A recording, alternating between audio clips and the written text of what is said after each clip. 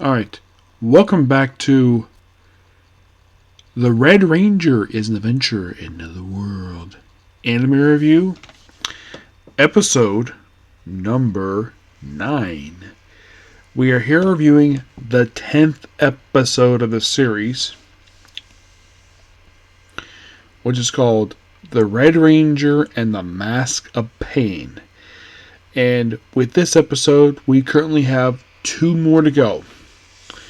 And from what I can tell, this thing will be wrapping up by the last day of this month, which will be March 30th. Basically March 30th will be the last day for this one. And then basically, it'll be the last one of all the anime I'm currently watching. This one will probably be the last one wrapping up out of all of them. Yes, out of the 6 basically wrapping up, this will be officially the last one. But some of the other ones basically continue for a couple more weeks. Like 100 Girlfriends and Blue Exorcist, Dragon Daima, and Egg. These 4 continue for a little while. In the case of 100 Girlfriends, I think this one's if I remember correctly, I think it's about 2 episodes. It's 2 weeks behind releasing from the other ones. So those ones wrap up within basically 2 weeks after this one gets wrapped up. So about 2 weeks for that one. And officially, 1 anime is going to be added to the review schedule, and it's I'm the Evil Lord of Intergalactic Empire, which I'm very much looking forward to watching the anime when it comes out, because I read the first light novel was amazing. So, in the case of this particular episode,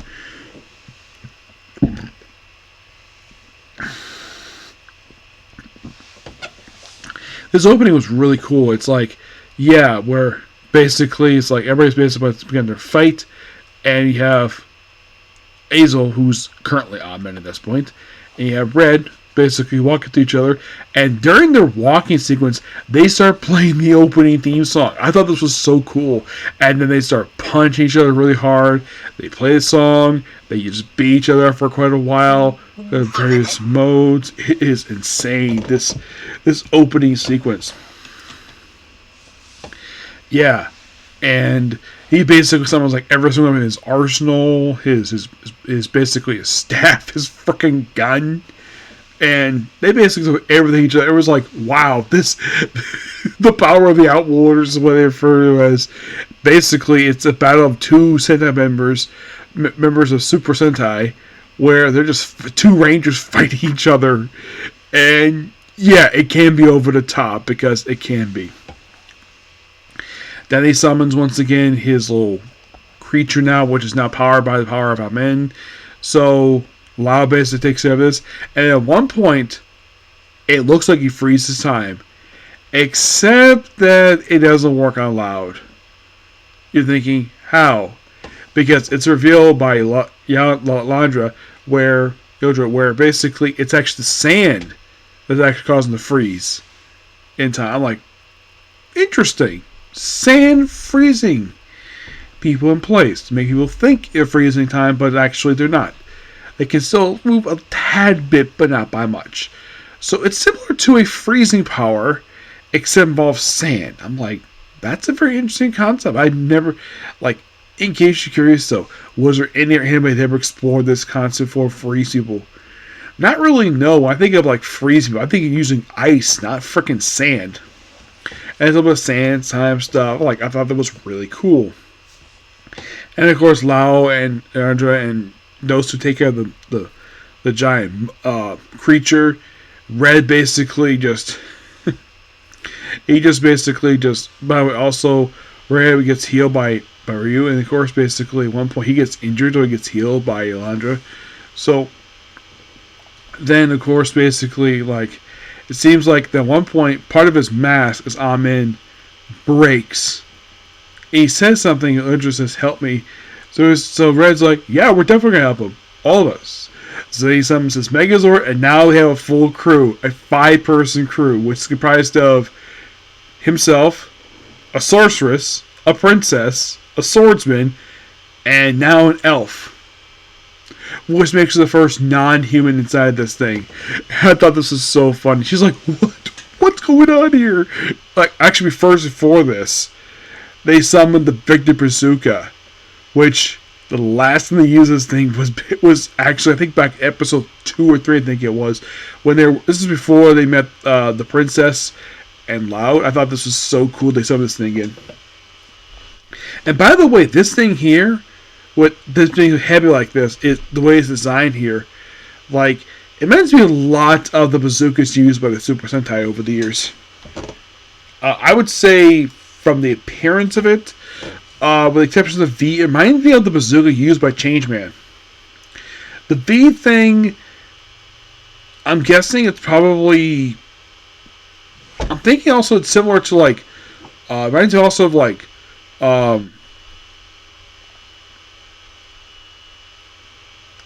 Go-Go 5. It's like several different bazookas. It's like this bazooka's whole homage to it. And the episode, you think it ends with the Megas were trying to stop this sand tornado. But then we post-credit scene. The Order to the Katsu 5. So, basically, it's like the Blue Ranger who's a genius, and he's leader of the team. And you're thinking, this sounds very familiar. Has been the Sentai where someone is a genius and apparently leader of the team, despite the fact he's not the Red Ranger? The answer is there actually has been one like this before. In fact, he was smart. In fact, he made all the technology of this thing.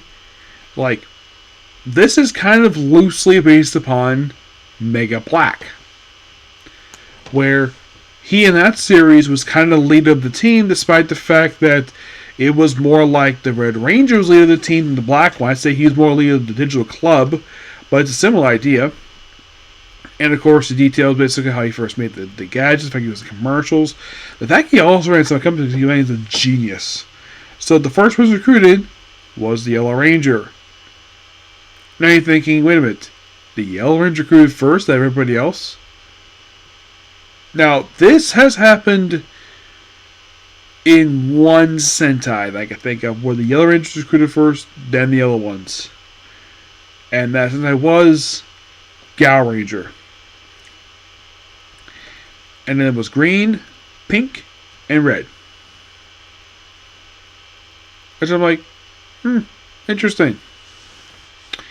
Yes, so it's like they take the premise of the recruitment process, the order, kind of similar to... I would say this is similar to how they recruited Gal Ranger. And also a little bit of Wild Force for this one. Yeah, can you think of any other series like this where, like, we have like you have the Ranger who is recruiting a team, and the first was recruited the Yellow Ranger. Of course, yes, the Yellow Ranger was kind of the first was recruited for Gal Ranger, but it's a similar idea. The first was recruited after basically the person who's technically like the leader of the team. Now, as for the whole genius aspect of making the gadgets for the team, this actually is taken from Power Rangers, not Sentai per se.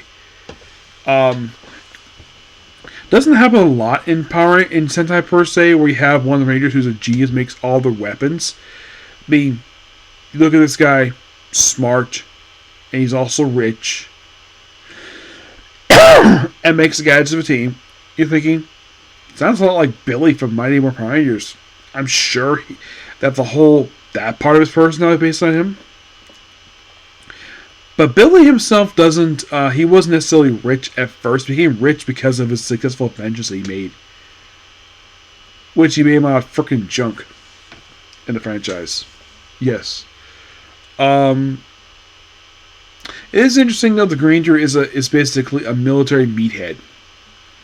And also the Yellow Ranger being a teacher, who's also a combat specialist. Now you're probably thinking, has been a Sentai, we have a Ranger who was a teacher. Off the top of my head, there's been officially one that I can think of that's like that. 5 men. And yes, it was Yellow Ranger. The whole team were basically like that. As a member wearing a school uniform, there's been a couple of different ones for this one. One was Turbo Ranger, the other was Jetman. That was another one. I'm like, okay, interesting. The Ranger, of course, Red, of course, him being so happy-go-lucky. Like, this is very common with a lot of, I would say, a little bit of the Red Rangers of the 2000s. Not much with 1980s per se, but more like the 2000s, where they made the Ranger a happy-go-lucky character. That's what I can tell, anyways. But of course, what about the whole thing of like, oh, the Yellow Ranger's older than the pink one? That is something also I think they borrowed from Power Ranger as well, because another one I can think of. Yeah. But not much to say this episode. It was really good. I like also the origin. It felt like also the origin was incomplete part 2 next week. As well, I have a feeling that the very next episode, which is the penultimate episode of the season, which airs Sunday, this one will wrap up this story arc involving this particular area with the elves, and it will also wrap up the origin story of the Katsa 5. Yeah. And he also explains the whole bond energy stuff. That's the reason the Devilation Elders came in. I'm like, okay, I like the fact basically to explain that, because that's been a thing with the whole thing with bonds per se. And they did mention the order, kind of basically how they recruited is like, first was yellow, then green, then pink, and I have heard that the Red Ranger was the last recruited. Now, what's if they had this one where the Red Ranger was the very last range recruited, the last one to official join the team. This actually has happened twice in Sentai history that I could think of. The first time was Gao Ranger, and the second time was Deca Ranger. You're like, really? Yes, really. I'm like, that's interesting. Okay, how about the fact that the Red Ranger is the youngest member of the team? Mad Ranger. That was the last one. Yeah. But how about here's one. Where somebody who's close to one of the Rangers becomes evil. Who was manipulated to become evil. That, I don't think it's happened. I think it happened mostly. That is something that was brought from Kamen Rider, not mostly Sentai, because a lot of the stuff they pull from this one is from Sentai, but the whole thing of a close friend of the league of one of the characters becoming a bad guy, that's something they pull from Kamen Rider. It's a classic Kamen Rider trope, basically, that one. That's what I can think of, anyways. I haven't necessarily watched every single Sentai, but I am getting pretty close to wrap up. I'm hoping this year to wrap up Sentai this year. I'm hoping that, but that depends. I know they're airing right now, which is the 49th Sentai, but I'm hoping to basically by the end of the year to finish up Sentai, because I have been watching Sentai, most with the exception of my 3-year break. Most books since like 2016 I've been doing this franchise, and I'm hoping this year's way behind me will get close to it. Yep. But not much to say about this episode. Sounds like it's really good.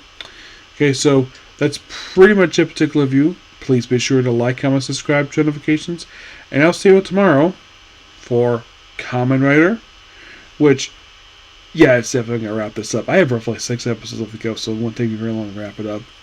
There will also be reviewed for Blue Exes and 100 Girlfriends, and at least 2 Comic Corners. Okay? But see you soon tomorrow. Bye.